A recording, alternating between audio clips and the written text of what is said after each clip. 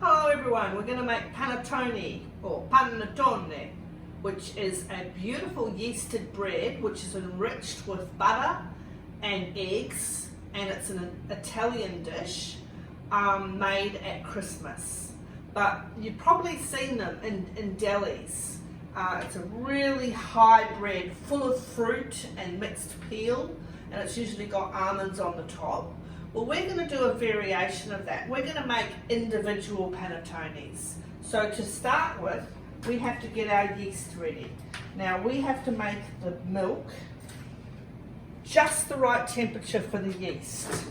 Okay, so I'm going to pop that in for 10 seconds, and then I'm going to take its temperature. It wants to be the same temperature as our blood, so about 37 degrees Celsius is perfect. So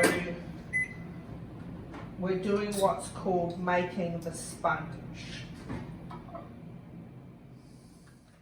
Sprinkle the yeast on the top of that milk. The milk's got 1 teaspoon of sugar in it as well, just to give the yeast something to eat. It's a living organism and we're bringing it back to life. Okay, we're very lucky to have a planetary mixer. You might have a KitchenAid or you might have a Kenwood.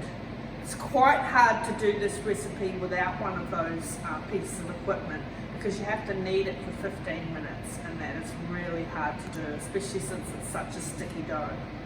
So I'm going to turn this on now, and the reason it won't go is because the guard is not put on. So I've got to put the guard on.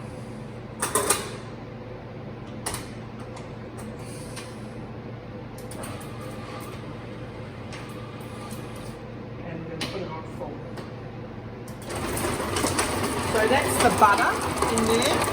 We're just going to soften the butter. And we've got the panettone.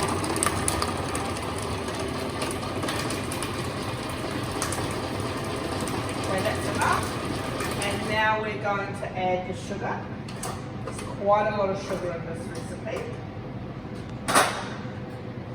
I'm just going to bung it all in. I'm going to scrape it down.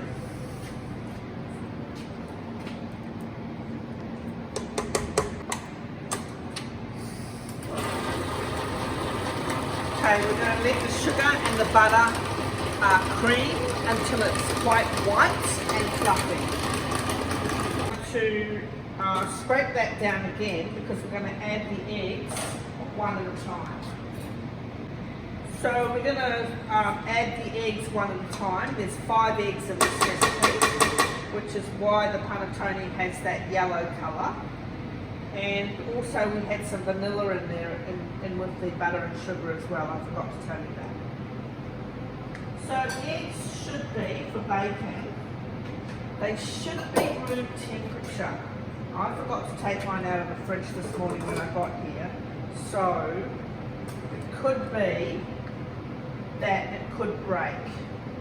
If it does break, all you've got to do is add a tablespoon of flour to it, and then it'll come back together again. But definitely add one at a time. 1 egg at a time. So we had some orange rind and some lemon rind in there. And then I used the juice from the orange to put in with my raisins and sultanas. In the recipe it says rum, but we're making it for school, so it wouldn't be appropriate to put rum in it. So we're just making sure all of the liquid is disappearing, and then that makes the fruit nice and plump.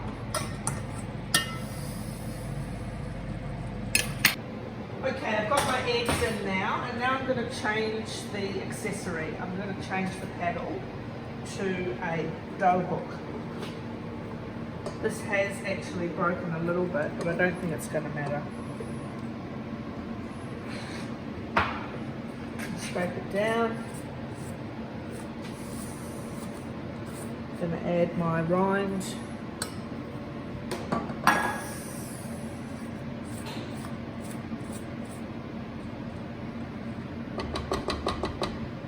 Add my yeast, which is bubbling now. See, it's bubbling.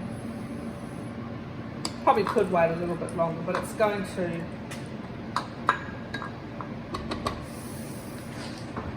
rise for an hour. Then I'm going to add all my flour at once because I've got a dough hook. And here's the dough hook. Okay.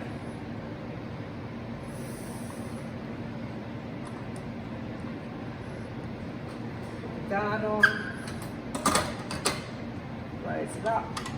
Oh, salt. Needs a good grind of salt.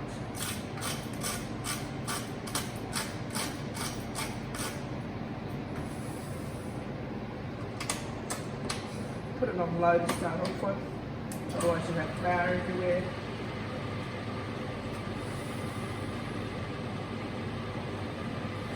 You always got to turn the machine off before you change gears, otherwise you'll wreck the gearbox.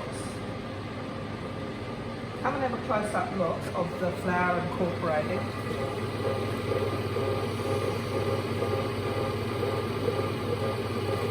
So the dough is quite a wet dough, which is why it's really hard to knead by hand. We're going to put that on the knead. We're going to leave that kneading for 15 minutes. So I'll put a timer on and then I'll come back to it and then we'll put it into proof for its first proof. Okay, it's been kneading now with the dough hook for 15 minutes. And if you come a little closer, you can see that it's formed into a ball. And it used to be a sloppy mess. Now the gluten has developed and you'll be able to see now how it's gone into a ball. Just take this hook off.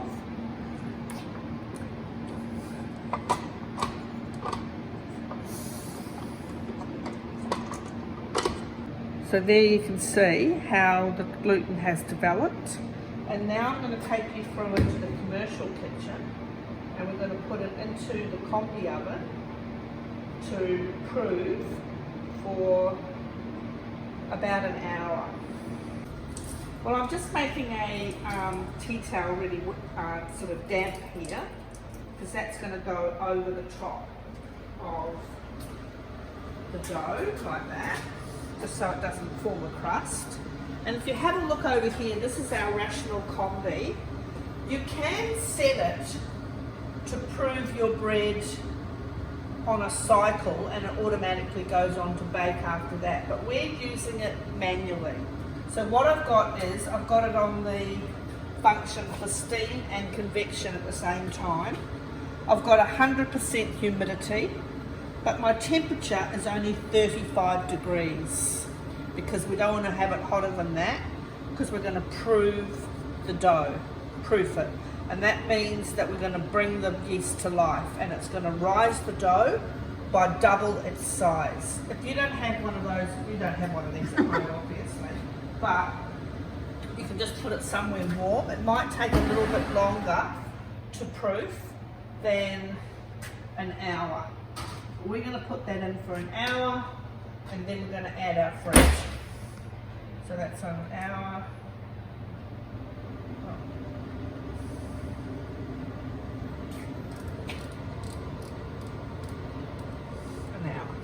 Close and you'll be able to see that our dough has risen to twice its size. So that was 1 hour and the combi did that. At home it will take much longer probably if it's not as the ideal temperature. Okay, so we're going to put the dough hook back on and we are going to knock that back. That's what it's called, knocking it back. And we're going to do that for at least 5 minutes. Then we're going to add the dried fruit. So the panettone dough has been stirred for, it's been on the dough hook for 5 minutes and it's knocked back, so a lot of the air has gone out of it now. But now we're going to add the fruit, which has been cooked with some 3 tablespoons of orange juice. And we've got some peel. The peel is going in too. And we just want to stir that through. We don't want to break up the... So now we're going to stir the fruit through.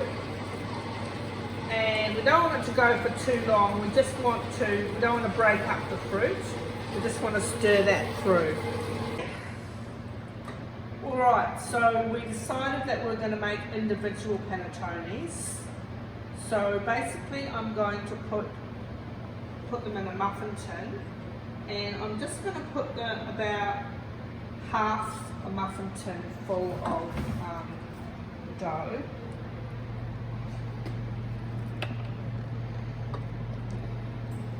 So panettone usually has some almonds popped into the top.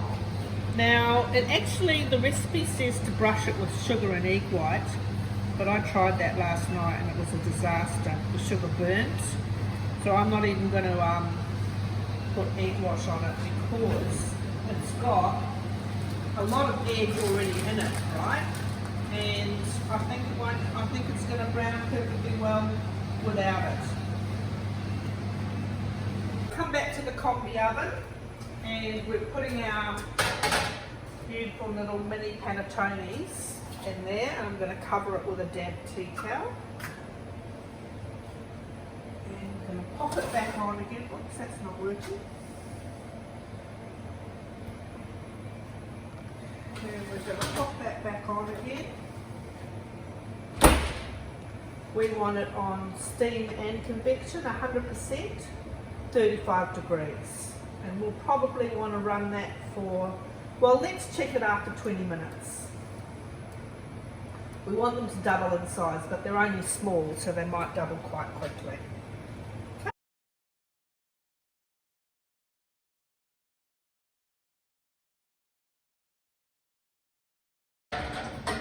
Here are our panettone, miniature panettone.